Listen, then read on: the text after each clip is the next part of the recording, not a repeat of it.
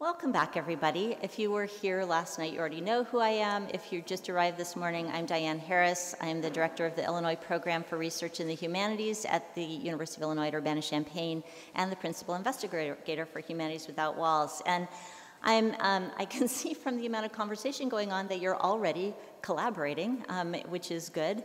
And I'm very, very excited to listen to our presenters this morning who are going to help us think about this crucial piece of the project, collaboration, which is, as you probably know, not something that we do a whole lot of in the humanities, and it's not something that most of us are particularly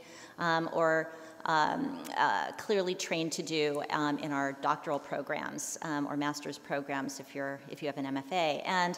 But the arts actually do have longer traditions of collaboration. And I was thinking about when I was putting this project together, I was reflecting on a moment when I was in my doctoral program at Berkeley, and a bunch of us got together and were drinking beers and talking about what we'd always wanted to be when we were little kids, what we imagined we'd be doing as grown-ups, what was our kind of dream job when we were little kids. And one person said that they had always wanted to be the person who sat in the little booth in the tunnel in Boston and watched the cars go by. Another person said they'd always wanted to sit and just drive a tractor. I had wanted to be the person who took your ticket in the little booth when you came into Yosemite National Park. And the key thing that connected all of these things was that we'd all dreamed about working in a box in isolation. And funny thing, so that sort of struck me as an interesting, I'd be interested to do a survey and find out how people in the humanities fall out around that question. But we do kind of tend to prefer, some of us, working in a box in isolation. And we're not really disposed to really true and deep collaboration. My past also, as some of you know, involves being trained in professional practice in architecture. And in architecture offices, very specific forms of collaboration happen that are quite rigid in some respects, and necessarily so in some cases. Some offices have more innovative forms of collaboration now, but this was a long time ago, and the offices I worked in followed kind of corporate models of the organization structure of the office. And so each piece of the office had a particular task, and in the end, all of that comes together. So that's another kind of way of collaborating, but it still doesn't really fit the kinds of things that we might be talking about for this project. So this is a truly grand experiment, and I'm really excited to see what is going to come out of it. And I think to do that, it seemed to me it would be helpful for us to listen this morning to some people who've been collaborating across disciplines in their practices as an integral part of their practices for quite some time. So I'm going to introduce all three of this morning's speakers. And then first Patrick Jagoda will speak, then we'll hear from Jennifer Monson and Elliot Maltby, and then they'll join us in a panel and we'll have time for Q&A. So first, it's my pleasure to introduce Patrick Jagoda, who's an assistant professor of English and an affiliate of Cinema and Media Studies at the University of Chicago. He specializes in new media studies, 20th and 21st century American literature, and digital game theory and design. His current book project, Network Aesthetics, examines how late 20th and 21st century American fiction, film, television, and digital media aestheticize and animate network form. He's a co-editor of Critical Inquiry, and he's co-edited 2 special issues, Comics and Media with Hilary Shute for Critical Inquiry, and New Media and American Literature with Wendy Chun and Tara McPherson for American Literature. His publications appear or are forthcoming in journals such as American Literature, Boundary 2, Critical Inquiry, Differences, International Journal of Learning and Media, Neo-Victorian Studies, Post 45, and Social Text. He's also worked on several projects related to digital storytelling, transmedia game design, and new media learning. He's the co-founder of Game Changer Chicago Design Lab, where he's led the design of collaborative projects, including card games, interactive narratives, and alternative reality games related to various social justice projects. So someone who has incredible and diverse experience in collaboration. Jennifer Monson is a choreographer, performer, teacher, and dance curator who balances her artistic research and choreographic work between New York City and the University of Illinois at Urbana-Champaign. Since 1983, she's explored strategies in choreography, improvisation, and collaboration in experimental dance. And in 2000, her work took on a radical new trajectory towards the relationship between dance and environment. This has led her into an investigation of cultural and scientific understandings of really large-scale phenomena such as animal navigation and migration, geological formations such as aquifers and refunction sites such as the abandoned Ridgewood Reservoir. These investigations provide the means for her to unearth and inquire into choreographic and embodied ways of knowing and reimagining our relationship to the environments and spaces we inhabit. So by bringing her work into outdoor settings and creating a framework for viewing the work through workshops, panel discussions, and community involvement, she's found ways to re-engage the general public in a heightened physical and sensory experience of the phenomena and systems that surround us.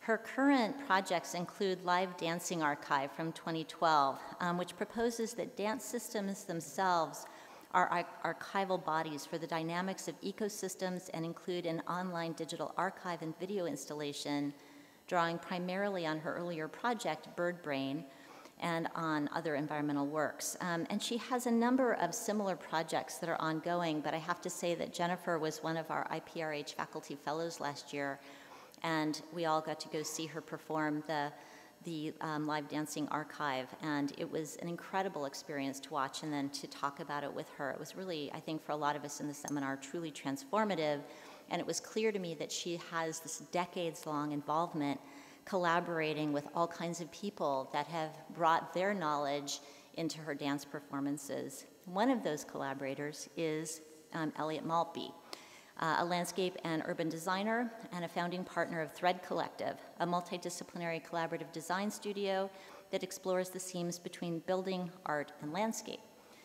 Elliot believes that art and design can improve the sustainability and vitality of the urban environment, and she's particularly interested in how an ecological systems perspective can support both architectural and landscape interventions. Her current work includes defining the idea of the urban backstage, both conceptually and through design proposals, and the backstage is the shadow or counterpoint of branded public space, a space to be found and explored, to wonder about, to wander around, and a place to speculate. A survey of New York City backstage spaces demonstrates a common pairing of productive, spontaneous ecologies and aging infrastructure, seeing them as new and novel landscapes. So rather than seeing them as derelict or underutilized, she's interested in documenting and supporting the stealth success of those spaces. She's also a visiting associate professor of graduate architecture and urban design at the Pratt Institute, and she has been an active board member of iLand, the Interdisciplinary Laboratory for Art, Nature, and Design, since 2009, which Jennifer is the lead on. And so for 5 years, Elliot also worked with the artist Mary Miss, one of the most influential public artists working today, with whom she continues to collaborate. So it's my pleasure to welcome these three incredible creative collaborators today, and we'll begin by hearing from Patrick Jagoda. Thank you.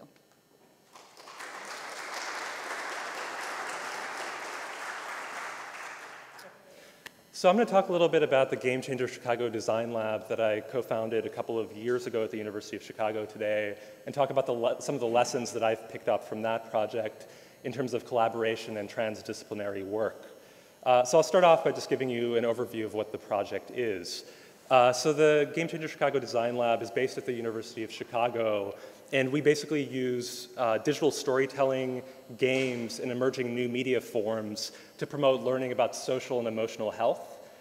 There's a public humanities dimension to this, so we're working with youth from the south side of Chicago to co-create games about a variety of topics, things from sexually transmitted infections and teen pregnancy through gang violence and topics like that. So I think there are two levels of our work. The first is that we bring in youth between the ages of 12 and 20, run workshops for them, and help them co-design games about socially serious topics. And second of all, we have a core team of designers and developers who work on brainstorming, designing, developing, and distributing learning-oriented games. And the work sort of cuts across the humanities and the social sciences, as I'll talk about in a second. And I really see this as a project in new media design, art production, the digital humanities, health, and education. So it's a whole bunch of different areas. These are some of the goals of the lab. We want to create digital media, game design, and narrative to reach urban youth. We work primarily with youth on the south side of Chicago. We promote critical inquiry and systems-oriented thinking. As I'll talk about a little bit more in a moment, games are a really wonderful form for thinking about complex systems and networks and how the parts of an urban system, for instance, work with one another. We also enable hands-on project-based learning that I'll say more about. And then we're exploring new media, digital humanities, and practice-based research. And then also on the medical health side, we're trying to redesign social and emotional health education. And that cuts across topics like alcohol, tobacco, sexually transmitted infections, a bunch of medical topics, teen pregnancy as well. So first of all, I think it's really important how we've organized our team here. It's a really interdisciplinary, maybe even transdisciplinary team that has people coming in from medicine, game design, creative writing, theater, digital media, youth activism, animation, and education. So this seems like a really motley crew, but I would argue that the kinds of projects that we work on wouldn't be possible if these people weren't sitting at the table with one another and learning how to translate their respective vocabularies and terminologies to one another in the process. So we have a core staff. Most of these are designers. Some of them are researchers coming from health fields. We have one policy person who's helping us think about taking the games that we create in research and moving those out into the world and using them to encourage people to think differently about our various health topics.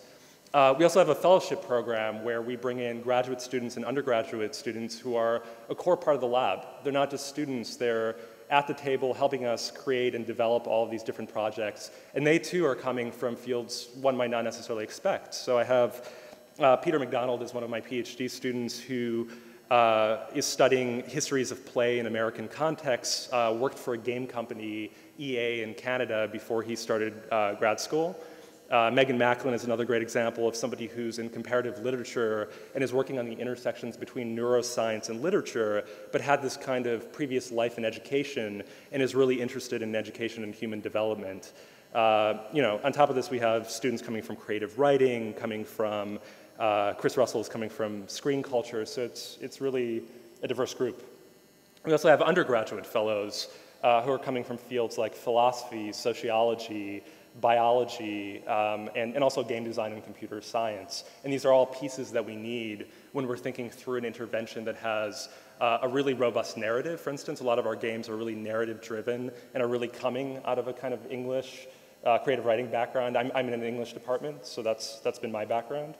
And we also bring in high school fellows. This is a totally intergenerational project. We've realized when we're talking about difficult topics like gang violence or sexual assault, we really want to hear from the youth and get their experience into the stories that we're writing. And this also empowers them along the way. So I'll talk a little bit more about how these different tiers feed into one another. So two of the things that we really focus on in the lab are transdisciplinary learning and collaboration. And at the heart of a lot of our projects is this theory of connected learning. So on the education side of what we do, and this slide isn't coming up very well, but the basic idea is that connected learning tries to combine traditional academic areas with the social groups that youth are already forming in high school and college, and making the learning interest-driven, so really meeting them where they're at. And games are a really good way to do that, as I'll say in a second, because they're such a popular cultural form, and they're so compelling to the youth with whom we work. We also focus on hands-on learning rather than lectures, so the exact opposite of what I'm doing right now. This is not a very good performative moment, but I think my co-presenters will do a better job of interactivity. I really want to distinguish our working method in the lab as moving beyond two more common categories. So the first term that I often think about is multidisciplinarity. And for me, multidisciplinarity juxtaposes discipline-specific methods, assumptions, and theories to work through a shared problem. So at the University of Chicago, for instance, we have a number of working groups and workshops where people from, say, English, media studies, and art history will sit at the same table and will workshop essays with one another. That's really helpful, extremely productive. You learn something, you get a taste of what methods are in slightly different disciplines in the humanities. The second method, right, is interdisciplinarity, which we're all very familiar with. And I think of this really as a kind of intersection between two or more fields, right? So it's, for instance, work that draws from neuroscience or from statistical or network analysis to make an intervention in English or literary criticism. And in the lab, we take up both of these methods in different ways, but really our goal is to move toward a third category, which is the transdisciplinary. And the transdisciplinary is not of, and by necessity kind of exceeds, existing disciplines and divisions of knowledge. So oftentimes, we're trying to combine things like narrative theory and health and dissemination and business and things like that into a single project. And that brings up a lot of problems along the way. It brings up a lot of translation issues. And oftentimes we're trying to tackle systemic problems for which the disciplines as they were configured in the 19th through the 20th century, they weren't designed to take on these kinds of large-scale problems. So we're really thinking about what kinds of tools, what kinds of conversations we need to take on problems like climate change, or take on problems like the spread of sexually transmitted infections, or health problems on the south side of Chicago. And then collaboration is also a really big part of what we do. So 2 summers ago, we ran what's called an alternate reality game. I'll say more about that later, but it was a game that was played by 140 players, all coming from high school, for 7 hours a day, 5 days a week, for 5 weeks. So this project required grant writing, it required team management, it required game design, it required transmedia story writing, it required visual media production, curriculum writing, administering surveys, analyzing data, stuff that was way beyond my capacity to do, and way beyond my capacity with my collaborator, my primary collaborator on this is a professor at the medical school who's really doing work in health among disadvantaged communities. So this already was a weird collaboration, the medical school and the humanities and the arts. But then we found that we needed all of these other skill sets that neither of us were prepared to take on personally. And so we had to bring on a lot of additional folks. And in a way, we didn't go into it thinking that collaboration was going to be the object of the lab, but it became that. And as Diane was saying, in the humanities, many of us, myself included, are accustomed to independent work that culminates in a publication. And oftentimes that publication comes out several years after the initial conception. But the great thing about collaboration is it enables an opportunity for live exchange, debate, and a level of energy that otherwise is sometimes limited to the classroom in the humanities, right? But there's all of this interesting work happening in the process that becomes externalized, transparent, and visible when you're already collaborating from day one on a project. And so, and I think there are other advantages too to thinking about collaboration in a humanities lab model sort of way, which I'm a big proponent of. So I recently brought in one of my grad students who's a PhD student into the lab and brought him onto a publication that I'm working on. We think of a lot of our publications as being collaborative, so we'll oftentimes have 3 or 4 authors. This is not a revolutionary thing if you think about the sciences or you think about the social sciences, but the majority of publications in the humanities are single author. But the great thing about bringing a graduate student onto a publication like this is I can give him hands-on training about what it means to write an article and go through that entire process and have him there through each step rather than simply saying, send me a draft before you're going to send it out to a publisher. I can walk him through every step of that and be entirely invested because it's my publication as well. And that also, on the job market, right, gives him an additional thing that he can put on his CV and a level of experience that otherwise many of my students won't get. Okay, so why do we turn to games in order to think through transdisciplinary work and collaboration? And I think there are both cultural and learning reasons for why we do this. So first of all, as many of you know, right, video games have become culturally an immensely popular form, right? If film was, our major cultural form in the middle of the 20th century or by the middle of the 20th century, and television became that later in the 20th century, over the last 20 years, games have really become dominant. Like by some estimates in 2013, the video game industry was worth about $70 billion and had about 1.2 billion players worldwide. And it's not just a matter of numbers, it's also a matter of investments. So there's this great number that I really like to cite. In 2011, the game Call of Duty Black Ops came out. And in the first month and a half of this first-person shooter, the company that created this game put out that in the first 45 days after its release, collectively, all of the players playing this game played it for 600 million hours as a group, which adds up to 68,000 years of gameplay. I mean, this is an immense amount of investment of energy and attention and time, which, I mean, you all are right to be skeptical if you're skeptical, right? I mean, first-person shooters don't necessarily have a whole bunch of educational elements to them, though they do teach you things about, team formation and management and things like that, arguably. But I do think games can be a really productive space for education, which I'll say more about in a second. Also in recent years, right, a lot of academic attention has moved toward games in the digital humanities and other fields. So in literature, right, many people are doing analyses of games in terms of narrative and characters, as we would do with novels or theatrical productions. In visual studies, people are attending to the graphics and music. In media studies, people are thinking about interface and software dimensions. In anthropology, people are doing participant observation about the way that people are playing these games. And I'm listing off all of these fields just to show that games are inherently, from the ground up, a kind of transdisciplinary field. And this is what opens them up to the kind of work that we want to do. Also, there's been some really interesting education-based research about why games are an effective learning tool. So games depend on a visceral and emotional logic. They're very absorbing, they're very immersive. Also, games garner curiosity, motivation, effort, and optimism about the possibility of completing a challenge. They give you constant feedback, right? When we're teaching on a semester system, oftentimes we have maybe 3 opportunities to give substantive feedback to our students, whereas a well-built game is giving feedback to the player minute to minute, or sometimes even second to second. So they're able to readjust their performance and their thought on a regular basis. Also, games activate multiple learning styles. So what I'm doing right now is, primarily I'm throwing text at you. I'm throwing my voice at you. I mean, there are also visuals, but games will bring together text, visuals, audio, haptic feedback, interactivity, and will meet a number of different kinds of learners where they are.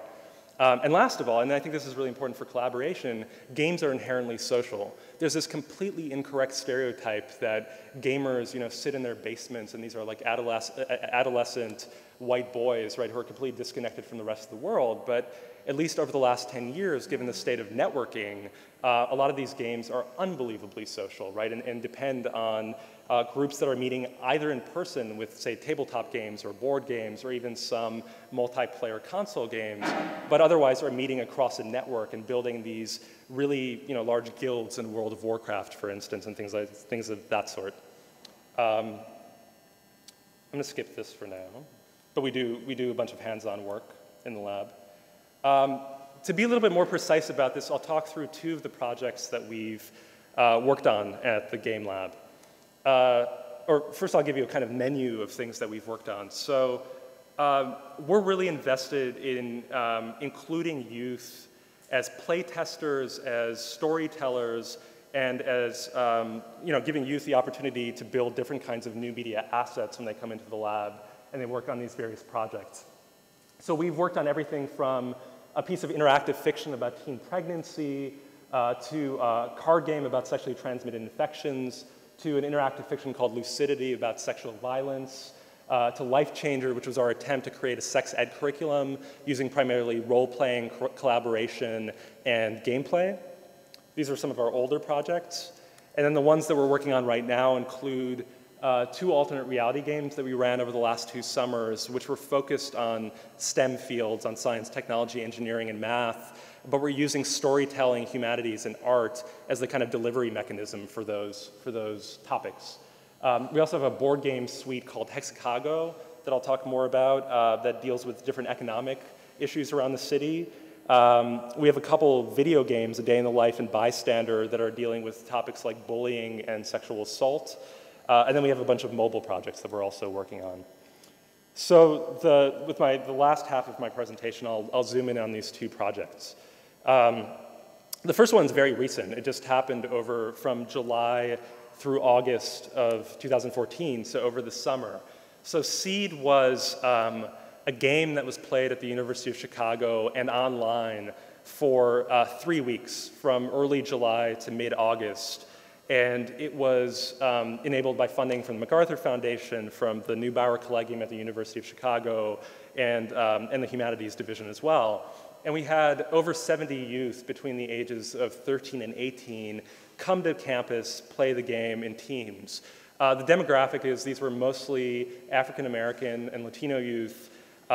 We paid for the entire project so they weren't paying to participate. We gave them daily lunches. We paid for their transportation as well. They weren't selected based on academic excellence, so it was first come, first serve, essentially.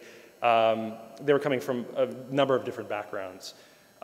So for the first 3 weeks of the experience, players took part in a kind of educational scavenger hunt, essentially. We created this elaborate science fiction world where they were getting messages from the future and had to respond to those messages by solving various challenges and playing different games. So it was very playful. But into that, we were building, so because it was this kind of apocalyptic story, we were able to build in lessons about climate change and about global inequality and you could fit in essentially any topic that you wanted. So anyway, we did this. We talked about the scientific method, about cryptography, about code breaking, and about the kind of ethics of new media. So really just going across not only disciplines, but also divisions. And then for the final 2 weeks, we said, okay, game over. You just played a game. This is what it was.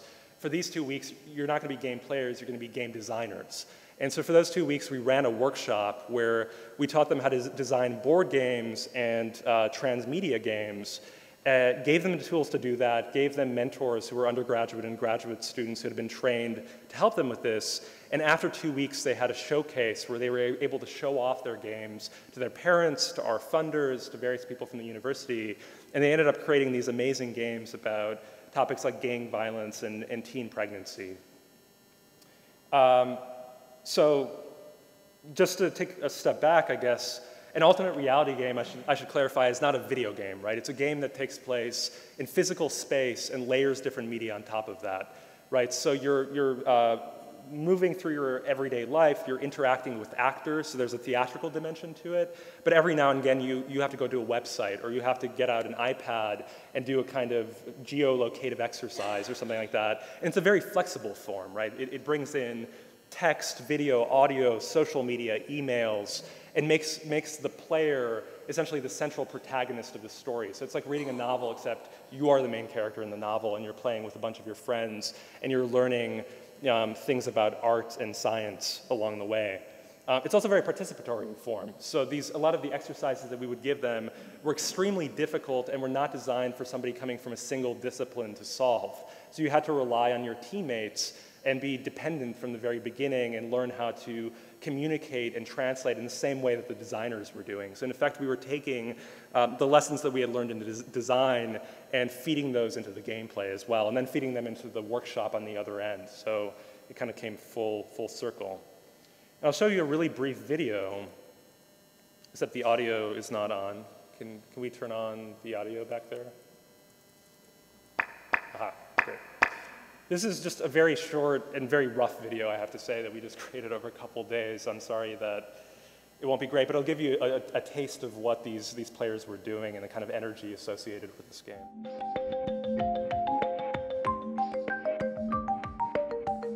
Seed was an alternate reality game, or ARG, and an alternate reality game is essentially a narrative-driven scavenger hunt in which players role-play and solve puzzles across media.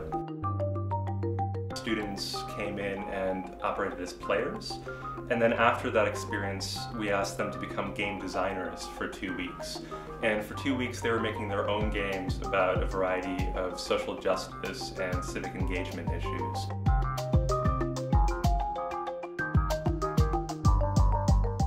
We told youth that the world was going to end in 3 weeks. And only 2 things were certain. First, they could save the world in those 3 weeks, and second of all, one of them was going to cause the end of the world.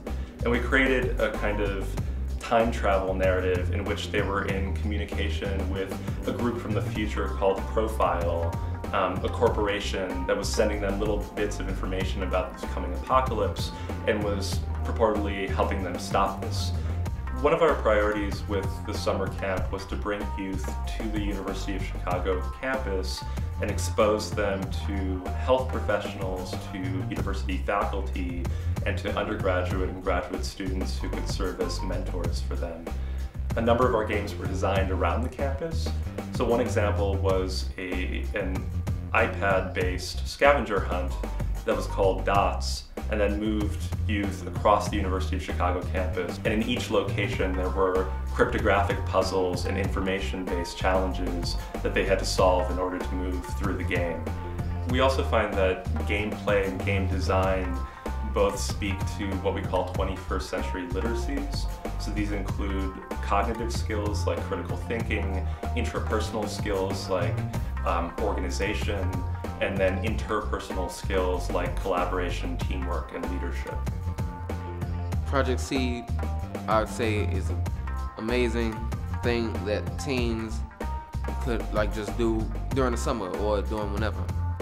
Because me going into my junior year, this was a good step for me, learning about game design and learning about these topics, because you need to know about these in order to get to college and go into the real world. That's just a brief view of some of the work that we were doing, and as you can see, I mean, even the assets that come up in this video, right, required people from a lot of different backgrounds. It required visual designers and people with video production knowledge, people with content-specific knowledge to teach each of the lessons. A lot of the people that you saw in lab coats were both graduate students who were serving as instructors, but also actors within the story. So they were pretending to be what we call temporal archivists, who were transmitting this information from the future to the players. So a few lessons, just very quickly, that we learned from this game was one way that Seed sought to make an intervention into the digital humanities was by exploring design as a viable research method, right? So recently, a number of DH scholars have explored design not merely as decoration or craft technique, but as an intellectual method of thinking through practice. So with game design in particular, processes of play testing and iterating become critical to seeing how a game works in practice through rule execution, through social interaction. But production also has a way of bringing people together, and we were collaborative on the production end, so that was one lesson. Second of all, Seed required players to cooperate and collaborate. Like I said, these were really difficult challenges that somebody in English couldn't necessarily solve without somebody in computer science, and vice versa. So there were benefits of collaboration at the gameplay level. And then finally, Seed constituted a massive platform for learning that invited numerous researchers to come in and conduct their own research. I mean, this is a really broad sort of experience over the course of 5 weeks, and we could have people from health, people from narratology, people from game studies, people from health and medicine coming in and doing different kinds of research about this one big shared umbrella project. The second project that I'll talk about very briefly is much more analog. It's called Hexacago. We started working on this a little bit in 2013, but it really ramped up over the last year.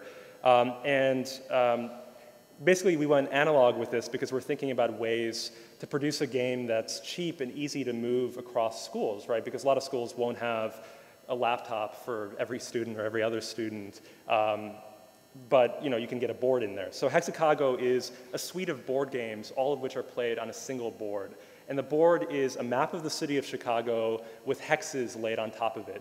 And one could imagine creating a similar board for any city or for other countries, and taking local situations in New York or in London or in Mexico City and making games around those topics where players can identify with their own space, at least in this kind of cartographic form.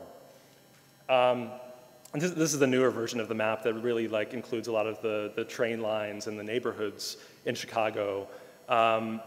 And so the game is largely analog, though there are really great opportunities, I think, for building augmented reality components onto this game, where you can, for instance, scan a QR code and get additional information about something from the board or from the cards that we include in the game. Right now, the core of our lab isn't developers. We do have programmers, but the core is game designers, right? People who think about mechanics and how to make a game experience that is balanced and engaging and educational. So right now, we've designed a series of games, one of which is, for instance, is called Smokestacks. and deals with tobacco use among high school students, which is again becoming a problem on a large scale. And so in this game, you play as the tobacco company, and so you have to get as many people addicted as you possibly can, which people really get into at first because it puts them in this position of power. But as they start playing and start using all these media strategies, they realize that in real life, they're not the tobacco companies. They're in fact the targets of these strategies. There's an interesting conversation that unfolds through the gameplay. We also have a game about STI spreads. We have a game about contraceptive resources. And we have another game that's kind of in a kind of lower level form, but about economic inequality and sort of labor unions. You know, we have a lot of theories of change around these games. We use what's called a social ecological model in part to help youth understand the interrelationship between their personal behavior, their personal health behavior, and larger political and social systems. And you know, we're still doing a lot of research on how effective the games are, but we're hoping not only to feed them information, but also to produce behavioral change through these games and through collaborative gameplay in particular.